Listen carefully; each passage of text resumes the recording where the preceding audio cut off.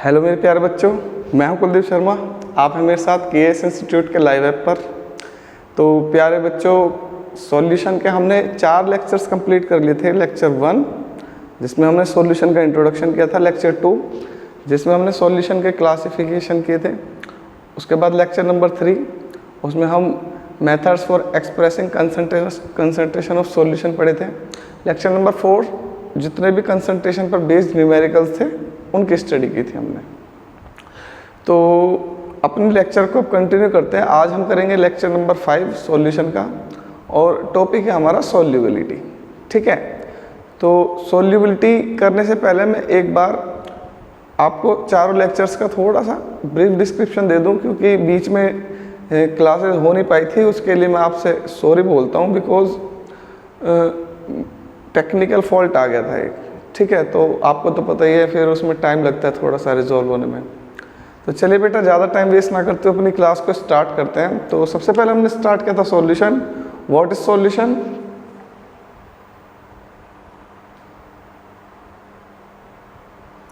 What is solution? A solution is defined as the homogeneous mixture of 2 or more substances. Components of solution: a solution has 2 components. Number 1 solvent, number 2 solute. Solvent is that component which is present in larger amount by mass, and solute जो कम amount में present हो। उसके बाद classification 3 base पर। Number 1 on the basis of number of components, number 2 on the basis of physical state of solvent and solute, and number 3 on the basis of concentration of solute and solvent। तो पहला classification में number of components के base पर 3 type के solution होते हैं: binary solution, ternary solution and quaternary solution. तो binary solution कौन सा होता है? इसमें केवल 2 कंपोनेंट हो। टर्नरी सॉल्यूशन जिसमें 3 कंपोनेंट हो, और क्वाटरनरी सॉल्यूशन जिसमें 4 कंपोनेंट हो। ठीक है, अब उसके बाद आ जाते हैं हम on the basis of physical state. तो फिजिकल स्टेट के बेस पर सॉल्यूशन 3 टाइप के बेटा। Number 1 solid solution, number 2 liquid solution, number 3 gases solution. Solid solution वो सॉल्यूशन है जिसमें सॉल्वेंट सॉलिड हो। लिक्विड सॉल्यूशन वो सॉल्यूशन है जिसमें सॉल्वेंट लिक्विड हो। और गैसेस सॉल्यूशन वो सॉल्यूशन है जिसमें सॉल्वेंट गैस हो। तो इसी बेस पर फर्दर सॉल्यूशन हो जाएंगे 3 तीनों के टाइप हो जाएंगे। सॉलिड सॉल्यूशन जब सॉल्वेंट सॉलिड हो but solute may be solid, and second solution इसमें solvent solid हो but solute में भी liquid, and third solution जिसमें solvent solid हो but solute में भी gas। ऐसे ही हमारे 3 solution liquid के हो जाएंगे: solid in liquid, liquid in liquid and gas in liquid। ऐसे 3 solution हमारे gases solution के हो जाएंगे: solid in gas, liquid in gas and gas in gas। तो ये टोटल हो जाएंगे हमारे solutions। अब उसके बाद आ जाते हैं types of solution on the basis of concentration. तो कंसंट्रेशन के बेस पर टोटल 9 टाइप्स के सॉल्यूशन है। ठीक है, तो कौन कौन से सॉल्यूशन है वो? 9 टाइप्स के हैं। Number 1 dilute solution, A solution which contains relatively very small amount of solute. तो वो सॉल्यूशन जिसमें बहुत कम अमाउंट ऑफ सोल्यूट की, वो डाइल्यूट सॉल्यूशन। दूसरा concentrated solution, relatively higher amount of solute जब प्रेजेंट हो सॉल्यूशन में, वो कंसंट्रेटेड सॉल्यूशन। उसके बाद आ जाते हैं हम unsaturated solution, a solution in which more amount of solute can dissolve at a particular temperature। तो किसी गिवन टेम्परेचर पर कोई अगर हमारे पास सॉल्यूशन है और उसमें मैं और सोल्यूट डिजोल्व कर रहा हूँ, तो इसका मतलब अभी वो अनसैचुरेटेड है। उसके बाद आ जाता है सैचुरेटेड सॉल्यूशन। अगर अब उसमें सोल्यूट डिजोल्व होना बंद हो गया तो मतलब वो अब सैचुरेटेड सॉल्यूशन है। उसके बाद आ जाते हैं सुपर सैचुरेटेड सॉल्यूशन। अब आपने और एक्सेस में डाल दिया उसमें सोल्यूट, तो वो नीचे सेटल डाउन हो जाएगा बॉटम में जाकर, इसे बोलते हैं सुपर सैचुरेटेड सॉल्यूशन। उसके बाद आ जाता है स्टैंडर्ड सॉल्यूशन। तो standard solution is a solution which concentration is known, जिसकी कंसंट्रेशन हमें पता हो। दूसरा होता है unknown solution, A solution which concentration is unknown. उसके बाद आ जाता है aqueous solution, A solution in which solvent is water, वो सॉल्यूशन जिसमें सॉल्वेंट वाटर हो। तीसरा non aqueous solution, A solution in which solvent is other than water, जिसमें solvent water को छोड़ के कुछ भी हो। उसके बाद आ जाता है methods for expressing concentration terms. Total मैंने तुम्हें कंसंट्रेशन को एक्सप्रेस करने वाली टर्म्स कराई थी। Methods for expressing concentration of solutions: number 1 mass percentage, number 2 volume percentage, number 3 strength, number 4 molarity, number 5 molarity, number 6 mole fraction, फिर normality, number 7 ppm, number 8 weight by weight percentage and weight by volume percentage. ये total मैंने 10 types की कराई थी। तो आज का हमारा टॉपिक है सोल्यूबिलिटी। सोल्यूबिलिटी सोल्यूबिलिटी बोलते हैं किसी भी सॉल्वेंट में सोल्यूट का घुलना, डिसॉल्व हो जाना। जैसे मेरे पास मान लो ये बीकर है और इस बीकर में मैंने सोल्यूट डाल दिया, सॉल्वेंट बीकर में है और सोल्यूट मैंने इसके अंदर डाल दिया, तो जो मैंने इसमें सोल्यूट मिक्स करा है वो इसमें घुल जाएगा, नहीं घुल जाएगा, वो है सोल्यूबिलिटी। लेकिन सोल्यूबिलिटी को हम नॉर्मली ऐसे नहीं बोल सकते कि सोल्यूट मैंने डाल दिया और वो डिसॉल्व हो जाएगा तो सोल्यूबल है, अदरवाइज नहीं है। तो सोल्यूबल, नॉन सोल्यूबल तो हम बता सकते हैं कि वो सोल्यूबल, लेकिन सोल्यूबिलिटी को हम डिफाइन एक पर्टिकुलर अमाउंट में करते हैं सॉल्वेंट के, ठीक है। तो सोल्यूबिलिटी को लेकिन हम पहले मैं बताऊं 2 पार्ट में क्लासिफाइड करेंगे, ठीक है। तो सबसे पहले पार्ट में तो करेंगे solubility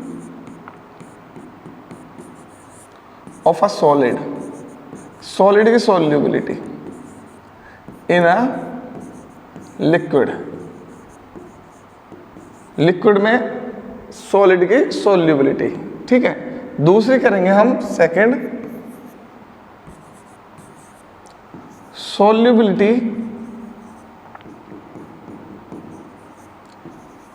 of a gas in a liquid. दूसरा करेंगे हम लिक्विड में गैस की सोल्यूबिलिटी, ठीक है। तो अब यहाँ पर सॉलिड भी हो सकता है, अगर यहाँ सोल्यूट हुआ तो सॉलिड की सोल्यूबिलिटी होगी लिक्विड में, और अगर यहाँ पर गैस है तो वो गैस की सोल्यूबिलिटी होगी लिक्विड में, ठीक है। तो फर्स्ट को लेते हैं number 1, solubility of solid, solubility of solid in a liquid। तो सॉलिड की सोल्यूबिलिटी को हम कैसे डिफाइन करेंगे? तो मेरे पास सपोज करो एक बीकर है और उस बीकर में बाय मास 100 ग्राम सॉल्वेंट है, या 100 ग्राम वाटर समझ लो आप, वाटर एज ए सॉल्वेंट ले रहा हूँ मैं। तो ये है मेरे पास बीकर, और इस बीकर में मेरे पास है इस टाइम 100 ग्राम वाटर। अब इस 100 ग्राम वाटर में मैं सपोज करो NaCl डिजोल्व करूंगा। जब इस 100 ग्राम वाटर में NaCl डिजोल्व करूंगा तो वो मैक्सिमम अमाउंट ऑफ NaCl की जो कि इसके अंदर डिजोल्व हो जाएगी और सैचुरेटेड सॉल्यूशन बना देगी at a particular temperature. Temperature को कांस्टेंट रखना है, because temperature can affect the solubility of a solid और गैस इन अ सॉल्वेंट। तो NaCl वाटर में सॉल्युबिलिटी को NaCl के अमाउंट वाटर में जो डिसॉल्व हो जाएगी मैक्सिमम अमाउंट, जिससे कि वो सैचुरेट हो जाए सॉल्यूशन, उसे बोलते हैं सॉल्युबिलिटी। तो what is solubility? Solubility is defined as, it is defined as the maximum amount, it is defined as the maximum amount of solute, अब वो भी किस में होनी चाहिए? ग्राम में, that dissolved in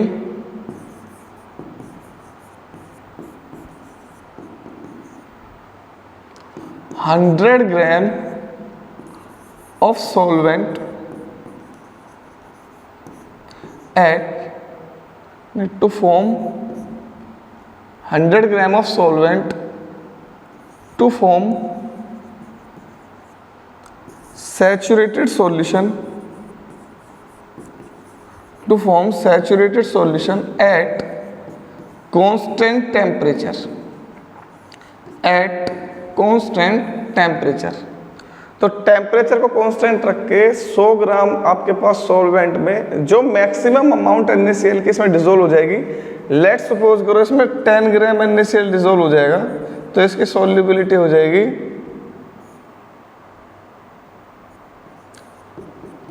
10 gram of NaCl dissolved in 100 gram of water to form saturated solution, that is solubility of NaCl is 10 ग्राम। ठीक है, ये मैंने एक एग्जांपल लेके बताया आपको। तो सपोज करो इसके 100 ग्राम वाटर में 2 ग्राम NaCl डिसॉल्व हो जाएगा, तो 2 gram is the solubility of NaCl। ठीक, अब हम करते हैं बेटा factors affecting the solubility.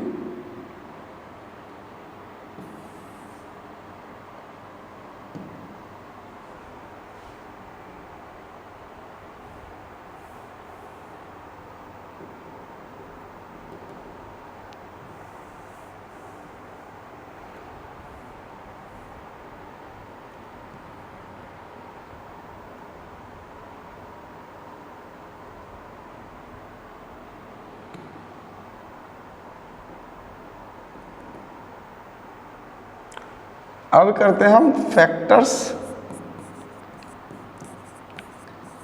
Affecting the solubility. तो solubility of solid in liquid. तो सॉलिड की सोल्यूबिलिटी को लिक्विड में अफेक्ट करने वाले फैक्टर्स कौन कौन से हैं? तो सबसे पहला फैक्टर है nature of solvent and solute. Solvent और सोल्यूट का नेचर।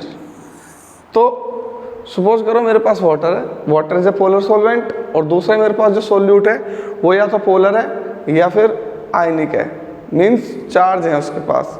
तो जैसे ही मैं आयनिक या पोलर सोल्यूट को मिक्स करूंगा वाटर में, तो उसके अंदर इजीली डिसॉल्व हो जाएगा।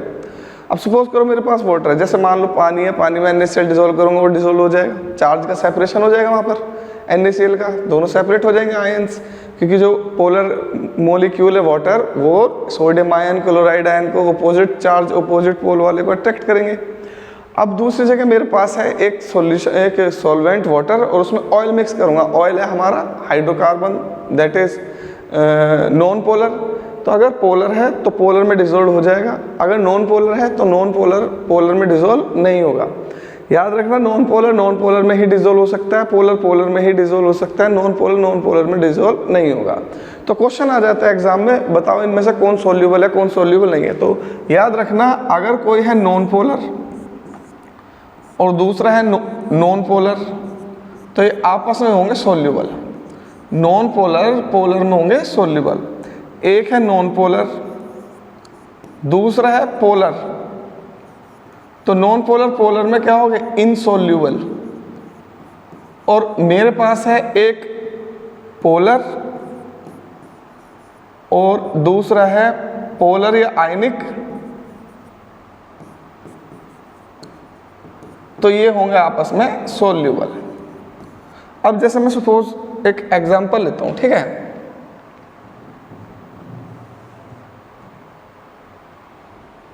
अब जैसे मेरे पास है, एक है मेरे पास Cl2, ठीक है, ये नॉन पोलर मॉलिक्यूल है, और दूसरा है मेरे पास, मैं ले लेता हूं C5H12।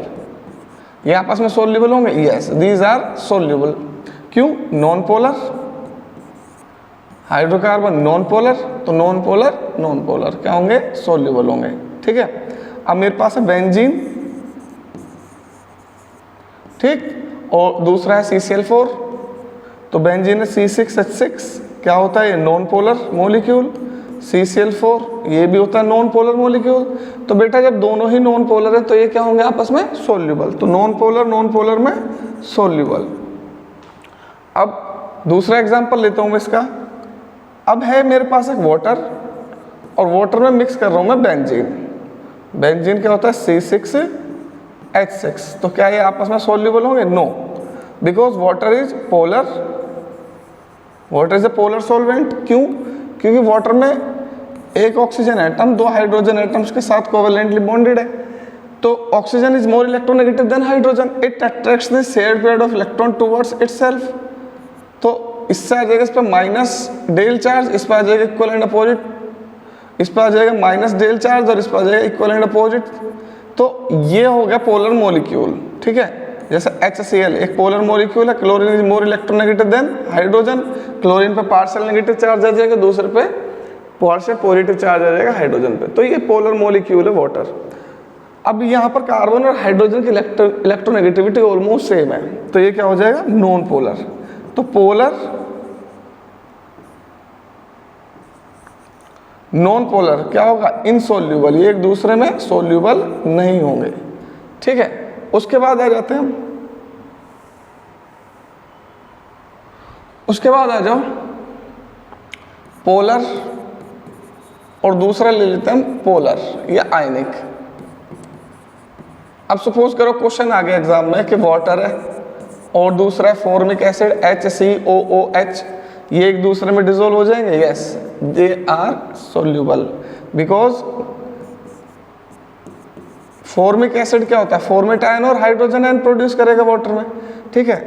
तो ये जब डिसोशिएट हो जाएगा इजीली, तो ये क्या हो जाएगा, सोल्यूबल, चार्ज का सेपरेशन हो जाएगा, NaCl सोल्यूबल हो जाएगा क्योंकि ये क्या है, आयनिक।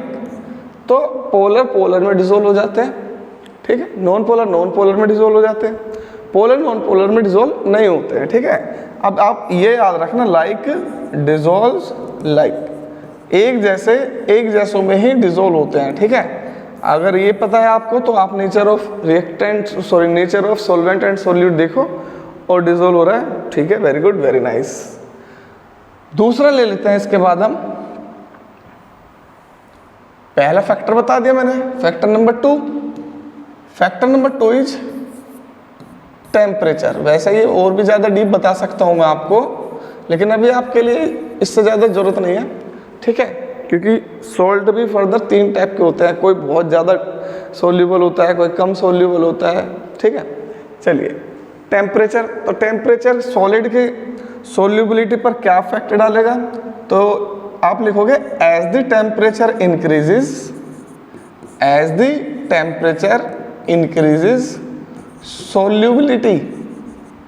solubility of a solid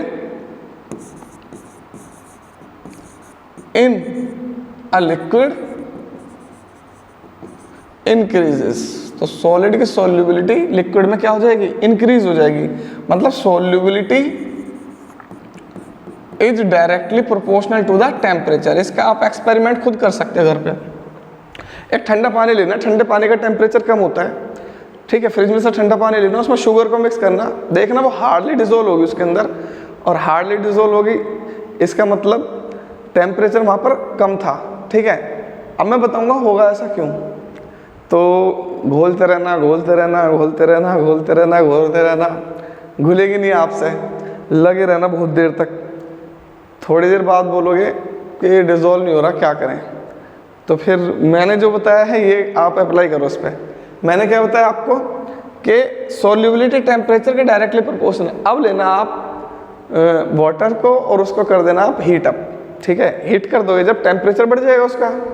भाई टेम्परेचर क्या है मेरे बच्चों, टेम्परेचर मेजरमेंट तो है किसी भी सब्सटेंस की कि वो हॉट है या कोल्ड है, ठीक है, सॉरी कूल है या हॉट है। अब टेम्परेचर अगर वो हॉट है तो ज़्यादा होगा, ठीक है, अगर कूल है तो टेम्परेचर कम होगा, ऑब्वियस सी बात है। तो अब आप उसे गर्म करके शुगर डिसॉल्व करोगे तो वो रैपिडली डिसॉल्व हो जाएगी उसके अंदर। तो सॉल्युबिलिटी टेम्परेचर के डायरेक्टली प्रोपोर्शनल है। ऐसा होता क्यों है, क्योंकि सॉल्वेंट में जब आप सोल्यूट मिक्स करोगे तो सॉल्यूशन बनेगा, सोल्यूट में जब सॉल्वेंट मिक्स करोगे तो क्या बनेगा, सोल्यूट बनेगा। अब ये जो प्रोसेस है ना, सॉल्वेंट में सोल्यूट का मिक्स होने वाला, और सोल्यूट कौन सा होना चाहिए, सॉलिड सोल्यूट। तो सॉल्वेंट में सोल्यूट का मिक्स होना एक एंडोथर्मिक प्रोसेस है, मतलब हीट की रिक्वायरमेंट होती है इसमें सॉल्यूशन को प्रिपेयर करने के लिए। तो ये होता है कि अगर आपने इस रिएक्शन में टेम्परेचर को कम कर दिया तो ये फेवर करेगा सॉल्वेंट और सोल्यूट को सेपरेट करने का। और लीच-एटलर्स प्रिंसिपल मैंने तुम्हें बताया था पहले भी। तो अगर इस रिएक्शन में आप टेम्परेचर को इंक्रीज करोगे तो reaction will move in forward direction, क्योंकि ये क्या है, एंडोथर्मिक रिएक्शन। एक्सोथर्मिक रिएक्शन अगर ये होती तो टेम्परेचर इंक्रीज करने के बाद दोनों सेपरेट हो जाते। गैस के केस में ऐसा ही होता है, ठीक है।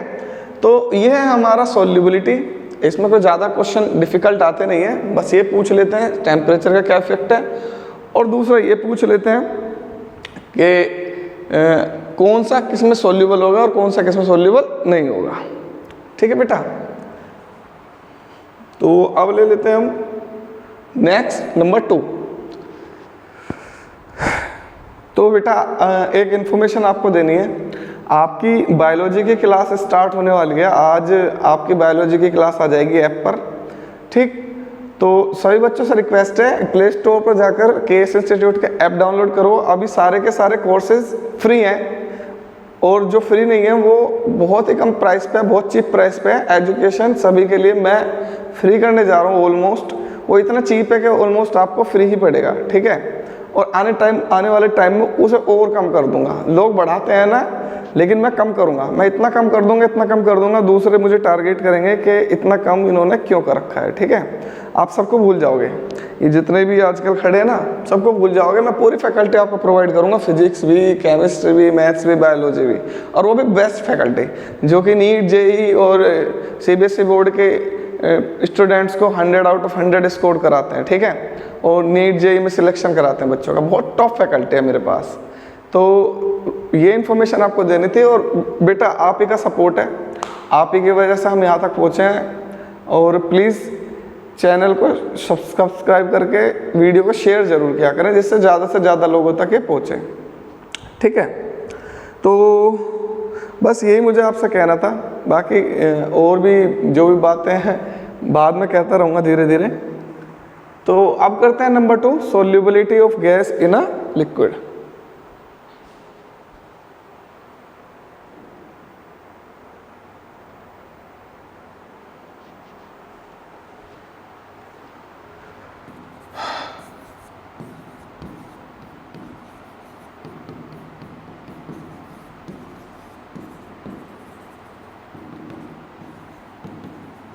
तो लिक्विड में गैस की सोल्यूबिलिटी, तो आपने कोल्ड ड्रिंक तो पी होगी। कोल्ड ड्रिंक में क्या होता है, कोल्ड ड्रिंक में वाटर, और वाटर में CO2 गैस होती है बेटा। तो जैसे आप गिलास में डालते हो उसमें से बबल्स बाहर निकलते हैं, वो जो बबल्स होते हैं वो CO2 गैस के होते हैं। तो CO2 गैस बबल की फॉर्म है, इसका मतलब उसमें पहले गैस को सोल्यूबल किया होगा। एक चीज़ और बताता हूँ, जो वाटर होता है, रिवर वाटर या जो तालाब है आपके आसपास, उनमें फिशेज रहती हैं, वो कहाँ से ऑक्सीजन लेती हैं? वो वाटर के अंदर जो ऑक्सीजन गैस डिजॉल्व है वहाँ से ऑक्सीजन लेती है। ठीक है, तो गैस की सोल्यूबिलिटी किस चीज़ पे डिपेंड करती है, सोल्यूबिलिटी होती क्या है। ठीक है, तो अब वहाँ पर मैंने बताया था 100 ग्राम सॉल्वेंट में, और इस बार हम वॉल्यूम लेंगे किसी भी लिक्विड का 1 cc solution, 1 cc volume of the solution solvent. अब 1 cc में जो भी वॉल्यूम गैस का डिसॉल्व हो जाएगा वो बन जाएगी हमारी solubility. So it is defined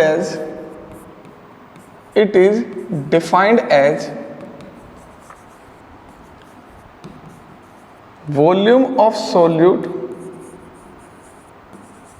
या volume of gas that dissolved in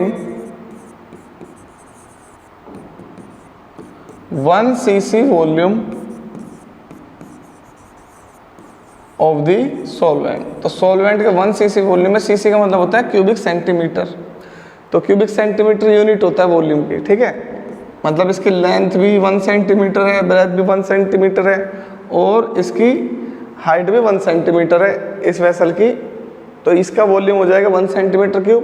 अब 1 सेंटीमीटर क्यूब में जो भी सॉल्वेंट आएगा उसमें जो गैस डिसॉल्व हो जाएगी वॉल्यूम में, जैसे 1 सेंटीमीटर क्यूब में इसकी गैस की जो वॉल्यूम डिसॉल्व हुआ वो 0.1 सेंटीमीटर क्यूब डिसॉल्व हो जाएगा। तो ये हो जाएगा हमारा सोल्यूबिलिटी ऑफ गैस। अब सोल्यूबिलिटी ऑफ गैस को अफेक्ट करने वाले फैक्टर कौन कौन से हैं?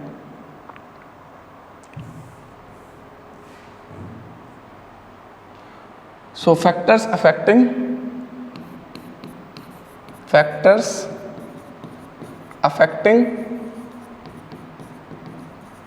solubility of a gas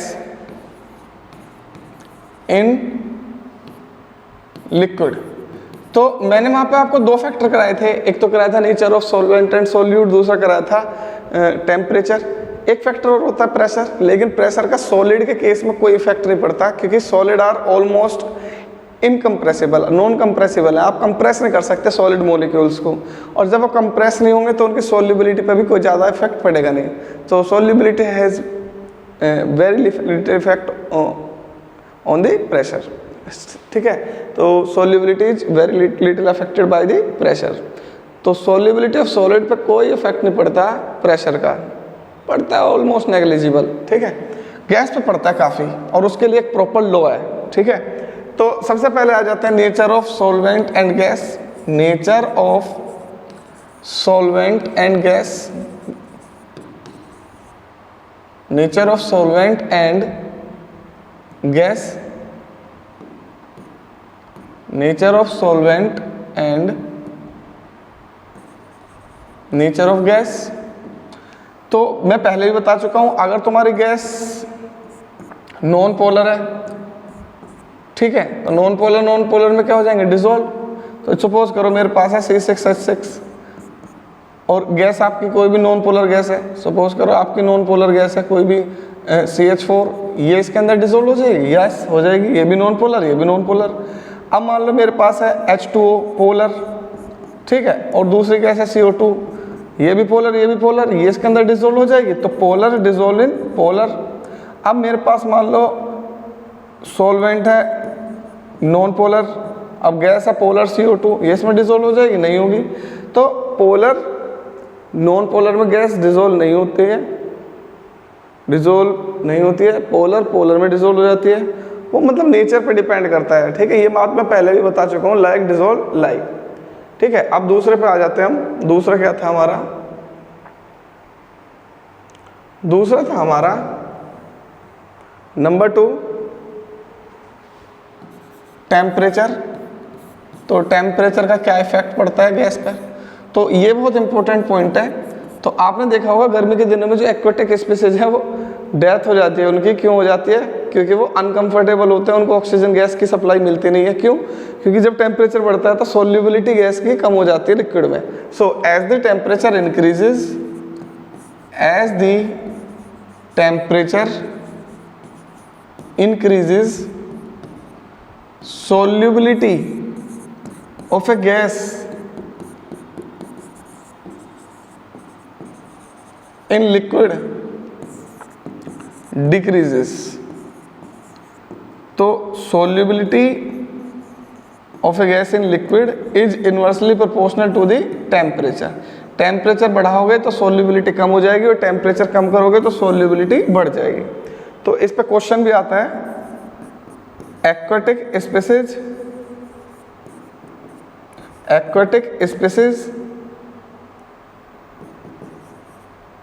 are more comfortable in cold water। aquatic species ठंडे पानी में ज़्यादा कंफर्टेबल है, क्यों है, तो इसका रीजन ये है क्योंकि टेम्परेचर बढ़ाओगे तो सॉल्युबिलिटी कम हो जाएगी, ठीक है। तो सॉल्युबिलिटी कम हो जाएगी, इसलिए वो एक्वेटिक स्पीसीज कोल्ड वाटर में ज़्यादा कंफर्टेबल है। टेम्परेचर बढ़ने पे वो अनकंफर्टेबल हो जाएंगे क्योंकि सॉल्युबिलिटी कम हो जाएगी। अब सॉल्युबिलिटी कम क्यों होती है, क्योंकि किसी भी सॉल्वेंट में अगर आप गैस डिसॉल्व करोगे तो ये एक एक्सोथर्मिक प्रोसेस है, क्या बन जाएगा, सॉल्यूशन, और उसमें से हीट रिलीज होगी। अब अगर तुम इसमें इस प्रोसेस में टेम्परेचर को इंक्रीज करोगे तो रिएक्शन बैकवर्ड डायरेक्शन में मूव करने स्टार्ट हो जाएगी, बैकवर्ड डायरेक्शन में मूव करने स्टार्ट हो जाएगी, तो सॉल्वेंट अलग हो जाएगा और सॉल्यूट अलग। तो सॉल्वेंट और गैस डिसॉल्व होगी तो एक्सोथर्मिक प्रोसेस की वजह से दोनों सेपरेट हो जाएंगे, मतलब सॉल्युबिलिटी अफेक्ट हो जाएगी, सॉल्युबिलिटी कम हो जाएगी अब जब टेम्परेचर आप इसका बढ़ाओगे, ठीक है। तो थर्ड है effect of pressure, effect of pressure on solubility. तो सॉल्युबिलिटी पे प्रेशर का क्या इफेक्ट पड़ता है, ठीक है। तो सॉल्युबिलिटी पे प्रेशर का ये इफेक्ट पड़ता है कि हम उसको हेनरी लॉ से एक सेपरेट क्लास में पढ़ेंगे, क्योंकि ये लेक्चर काफ़ी बड़ा हो जाएगा अगर मैंने हेनरी लॉ यहाँ पढ़ाना स्टार्ट कर दिया, ठीक है।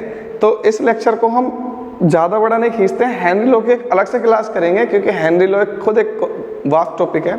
हेनरी लो पढ़ाऊंगा। हेनरी लो के दो डेफिनेशंस हैं, एक सॉल्युबिलिटी के बेस पर, एक मास ऑफ सब्सटेंस के बेस पर, मतलब एक in terms of mole fraction है, एक in terms of amount of solute है। फिर उसके बाद हेनरी लो की एप्लीकेशंस हैं और उन एप्लीकेशंस के एक्सप्लेनेशन है, तो इसमें टाइम लगेगा। तो मैं इस लेक्चर को ज़्यादा बड़ा नहीं करता हूँ, क्योंकि हेनरी लो कराऊंगा मैं आगे। आपको बिल्कुल हेनरी लो की एक अलग से टॉपिक मिलेगा। तो सॉल्युबिलिटी खत्म हो गया, और अब solubility of gas in liquid pressure से कैसे अफेक्टेड होती है, इसको मैं सेपरेट लेक्चर में पढ़ाऊंगा हेनरी लो के नाम से, ठीक है। तो मेरे प्यारे बच्चों, आज की क्लास को यहीं रोकते हैं। वीडियो को आपने बहुत ज़्यादा प्यार दिया, प्रीवियस वीडियो को आपने इतना प्यार दिया कि मैं एक्सप्लेन नहीं कर सकता मैं कितना खुश था उस टाइम पर, जब सब्सक्राइबर कंटिन्यूसली बढ़ रहे थे। और अब भी सब्सक्राइबर, वीडियो नहीं आ रही है 8 दिन से, जब भी कंटिन्यूसली बढ़ रहे हैं। आप इसी तरीके से अपना प्यार और सपोर्ट बना कर रखें। सभी को बहुत बहुत धन्यवाद।